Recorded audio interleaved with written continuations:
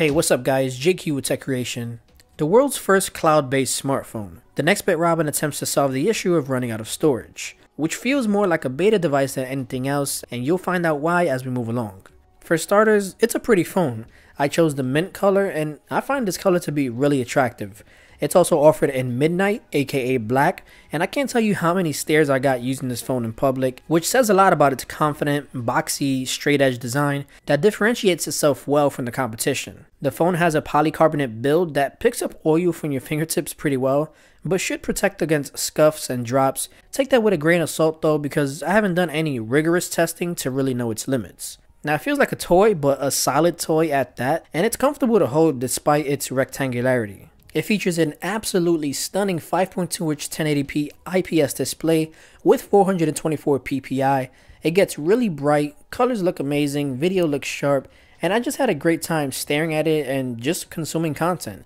Normally I would be bothered by those thick bezels though, but in this particular phone, it complements the design nicely, and I think it looks quite stylish as an accent. It comes with a flat matching USB Type-C charging cable that supports Qualcomm's Quick Charge 2.0 technology, but in genius fashion, the quick charger wasn't even included and retails for an extra $15. They definitely pulled an Apple move, but thankfully I have a ton of spare wall chargers lying around. Now there's no wireless charging built in, but it comes equipped with NFC, which is great for connecting peripherals and mobile payments, and it packs a 2680 mAh battery that I'll comment on later. It comes unlocked, supporting almost all GSM carriers, including international. And finally, you have 32 GB of onboard storage with an optional 100 GB of Nextbit's cloud storage. Now, taking a look around the phone, we have the power button that's flushed to the side, and it requires a little more push since it is a tad bit recessed. And this button also has an embedded fingerprint scanner that is remarkably fast. I mean, I can barely see the lock screen when it's working, and it's amongst the fastest that I've used for sure. The only caveat here though is that the placement is really optimized for right-handed people. While it's technically possible to use it with your left hand, it might be a little uncomfortable. Now the volume buttons have a round, satisfying feel with a generous amount of click, which I always like.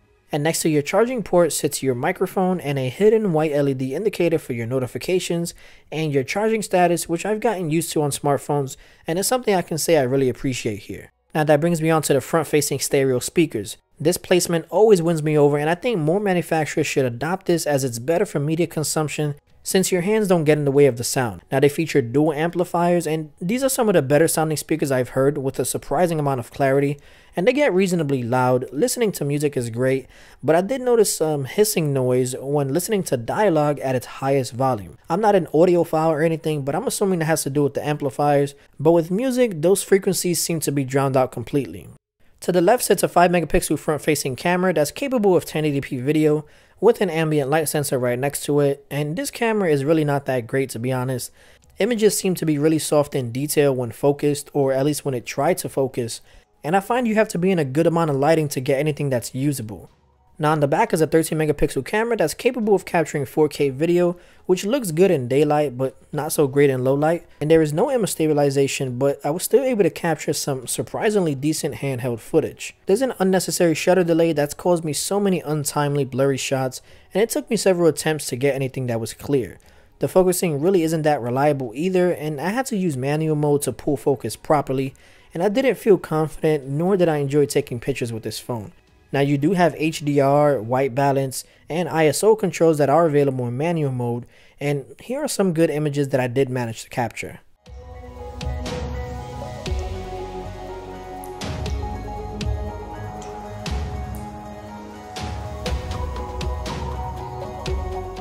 Now onto the software. So we have Android 6.0 Marshmallow at its core with the Nextbit launcher on top, and visually I love the OS with its transparency and blur elements, and it keeps most of stock Android's layout except with lighter tones and custom icons. Nothing too crazy, and I can appreciate the small details like the cool cloud animation when swiping across home screens. I thought that was a nice little touch. The UI is pretty fluid, but occasionally it could feel a little buggy, like transitions would stutter from time to time, but it's nothing I can't see being patched with a software update. So the phone has 3GB of RAM and a Snapdragon 808 processor, and on the topic of specs, I'm not a big guy on benchmarks, but I know most of you may be interested, so here they are.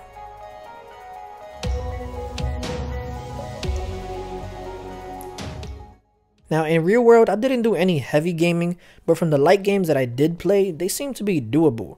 Not that I would even remotely consider this a gaming device. Now a few things different on the Nextbit launcher is you have to pinch to see your available widgets. They don't ever actually live on your pages, which I don't agree with. I would much prefer to have them on the home screen. And secondly, there's no app drawer and you can't hide your apps, so iOS users would feel right at home. Instead, you have a static toolbar, and by pressing it reveals an app list, which is just that, it's a list. You can't drag apps out or in, and next to it is your pinned apps and archived apps. Now to explain archived apps and pinned apps, that brings me to Smart Storage. Now this is completely optional, and you just sign in with your preferred email to get 100GB of free Nextbit cloud storage. You can choose to have the cloud sync only on Wi-Fi, while it's charging, or both, which is really helpful for battery or if you happen to have a data cap on your phone. Now I happen to have unlimited data, so I just leave it off so it's always syncing. So only my photos from the camera roll and my apps are continuously synced. Video, music, text messages, or even app data are not backed up. Your app data remains on your phone since it does contain sensitive information. Now when synced, the Nextbit Cloud keeps a cloud copy and a device copy of your photos and apps, so when your phone needs to create space for new data, it begins offloading your least used apps and photos, meaning that it frees up that space it's taking up on the phone and leaves a reference in its place. Now during this process, you'll see the rhythmic white LEDs light up on the back, right under your cloud logo, indicating that it's interacting with the cloud. And I gotta say, hands down, this is the coolest feature about this phone. Now apps that are offloaded will be grayed out, and your photos will be downsampled, referencing the cloud copy. And if you interact with it, say like zoom in, it'll begin restoring the original copy from the cloud, and the same with your app if you just tap it. Now if you don't want apps offloaded, you can pin them by swiping down on the app, and that ensures that it never gets grayed out. Now this doesn't work with photos and even some system and Google apps, as they are considered mandatory.